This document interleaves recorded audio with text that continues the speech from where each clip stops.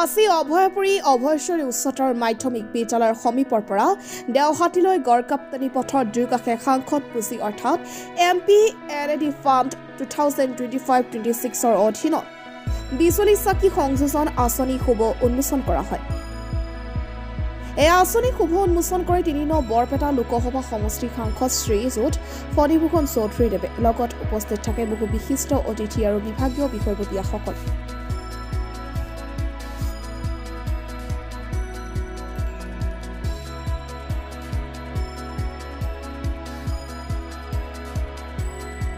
চাওক এখন অভয়পুৰী এখন চহৰ বহুদিনীয়া বহুত পুৰণি চহৰ আৰু ইয়াৰ গাতে লাগি আছে দেওহাটী পঞ্চায়তখন। ইয়াৰ যিটো মূল পথ যিটো জনসংযোগ যাতায়াতৰ যিটো মূল পথ এই পথছোৱা তাৰমানে মিউনিচিপালিটি এৰিয়া যেনেধৰণে ৰাস্তা ঘাটবিলাক পোহৰ হৈ থাকে তেনেধৰণে পোহৰ হৈ নাছিল, আন্ধাৰত ডুব গৈ আছিল।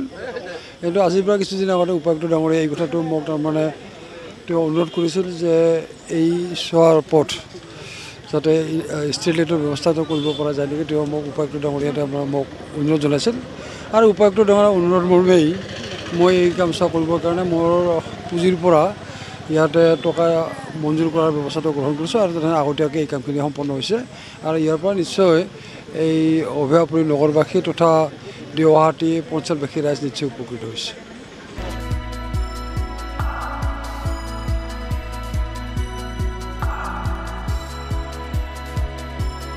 আজি যেটো আমাৰ ইয়াতে MP ছাৰৰ নিজে আহি তেখেতে ইনগৰেট কৰিলে আমাৰ ষ্ট্ৰীট লাইটটো বহুত দৌৰাদৌৰিকৈ আমাৰ কামখিনি হ'ল। DC ছাৰৰ যিখিনি আমাৰ তত্ত্বাৱধানতে হৈছে কামখিনি, DC ছাৰে বহুতখিনি ইনিচিয়েটিভ লৈছে। ইভেন DC ছাৰে গোটেই 4 কিলোমিটাৰ নিজে খোজকাঢ়ি গোটেই লাইনখিনি তেখেতে নিজে ফিজিকেলি মানে ভেৰিফাই কৰিছিল দুদিন আগত। তাৰপিছত তেখেতে কোৱা কাৰণে বহুত ফাষ্ট হৈছে কামটো, নহ'লেতো আৰু হয়তো এসপ্তাহ 10 দিন লাগি গ'ল হয় কামটো কমপ্লিট কৰোঁতে।